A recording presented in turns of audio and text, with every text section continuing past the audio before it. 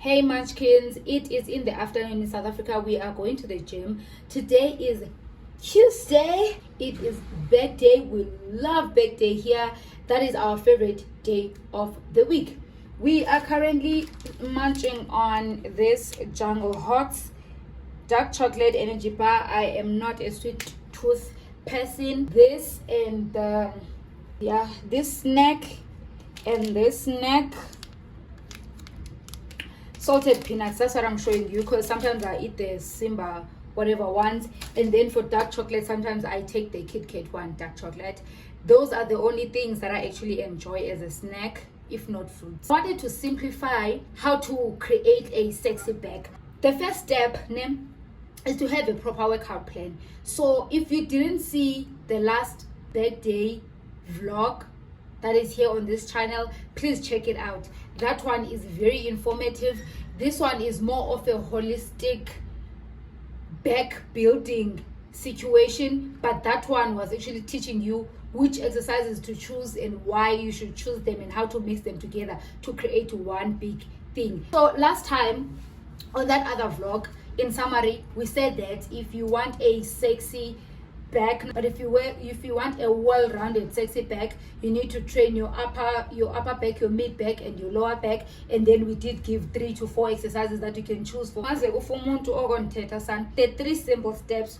1, to have a proper workout plan, right? Which means choosing 3, 4, or up to 6 exercises that target the upper back, the mid back, and the lower back. That's basically what the other video was about. Then the second step that you need to follow to build a well-rounded feminine back is to do progressive overload. You can do it in 3 separate ways. You can either increase your weight, that is, if your maximum weight for this week is 20 kg, let's start big. Next week it will be 25. That other week it will be 30. At the gym we have reps and we have sets. So if you don't know what a rep means, great. Let's say you are doing a barbell row. So this is where you are. You start here and then you bring it back there. That is 1 rep. 1, 2, up to 10, and then you rest there. That is a set. So a rep is to go and come back from your resting position to the top of the exercise. Then that'll be a rep. So when you do 6 or 8 or 10 or even 12 of those, and then you rest, that will be a set. And then now sets, you will have 1 set, 2 sets, 3 sets. So in conclusion, if you are doing 10 reps per set, you will do 10, then you go rest, 10, you go rest, 10, you go rest. When you are increasing sets, I'm sure you already see it.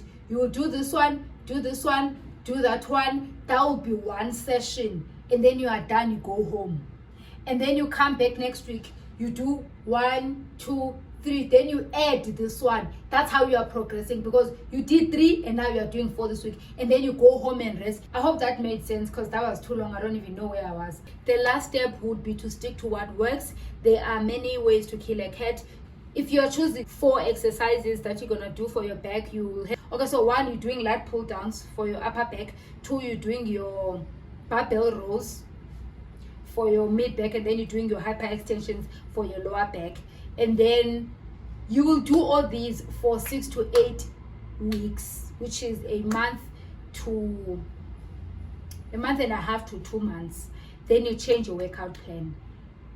So when you change your workout plan, you might decide that you will only choose 2 exercises from the 4 or the 3 that you were previously doing, and then you can let go of 2. So if you decide to leave the lat pull downs and the barbell rows, and then you let go of the hyper extensions, and instead you put in your deadlifts or your good mornings, you have changed your workout plan, but you still kept the ones that work for you. A little bit of summary to sticking to what works. My advice would be to leave out the ones that you enjoy. 1, 2, you can do it correctly with the correct form and you feel it where you need to feel it. So if you need to feel it in your lower back, that's exactly where you feel it. For example, if you are doing seated rows, the ones where you sit there and then the bar is there, then you pull it from there, I'm sure you've seen them. Every other gym has a seated row machine, even the ones that say Lokshin. Anyway, so if you're doing that one, usually people feel it in their arms, which is wrong. You are supposed to feel it on your back. So there are ways around it. The way that you handle it will determine whether you will feel it more on your back or on your arms. There's tips and tricks to this thing, but I can't tell you everything, otherwise the channel will be over.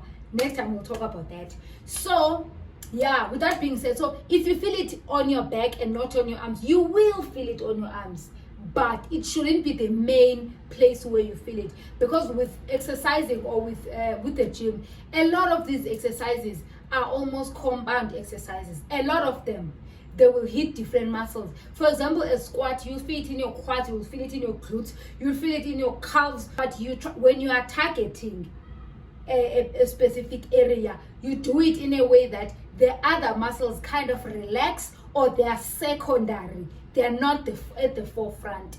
So we'll talk about that some other time. In fact, that should be our next.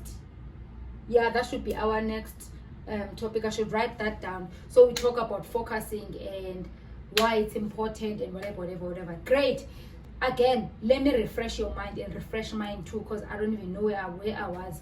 We said that if you want to build a sexy, feminine back that is all rounded, you need only 3 simple steps. 1, you need a proper workout plan. If you don't know how to make a proper workout plan for a back workout specifically, we already have a very detailed video on this YouTube channel. It was posted about 2 weeks ago, so you won't struggle to find it.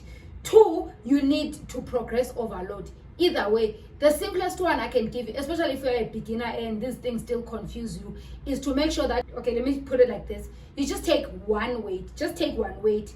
This week, decide that when I am doing my barbell rows, remember, barbell rows are these ones. I do them a lot on this channel, so you shouldn't have trouble with how to do them properly or whatever, because the videos are already there. Great. So, you're doing your 10 kg or your 15 kg or your 20 kg for this week.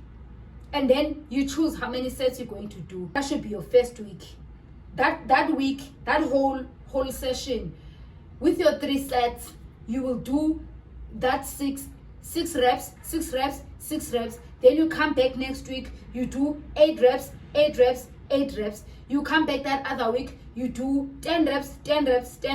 You come back on the last week, you do 12, and so on. That's what I would advise. But I think the pro tip or the key tip I can give you in terms of understanding how increasing with weight means, just make sure that your cap, like your maximum weight, is your point of reference. This week you finish with your 10 kg. Next week you use your 12 kg. That week you use your 15 kg. As time goes on and you see a lot of my videos and other creators' videos, and you do your researches and whatever, and you understand all these things, then you can move anyhow. For now, this would be my advice, because again, if I try to explain the next thing that you can use, it's gonna take for. Last one would be to stick to what works. You do it correctly, you enjoy it, and it works. You can see the results when you're coming back from the gym that day. If you did that exercise, when you look there, you're like, it's stinging. You notice that whenever I'm doing this workout, I always come back looking like it's stinging. But obviously, muscles will, after the workout, you go home, it will calm down and it will look like you did nothing. But you will notice that one exercise that will always give you what they call the gym pump. That's the exercise you never get rid of.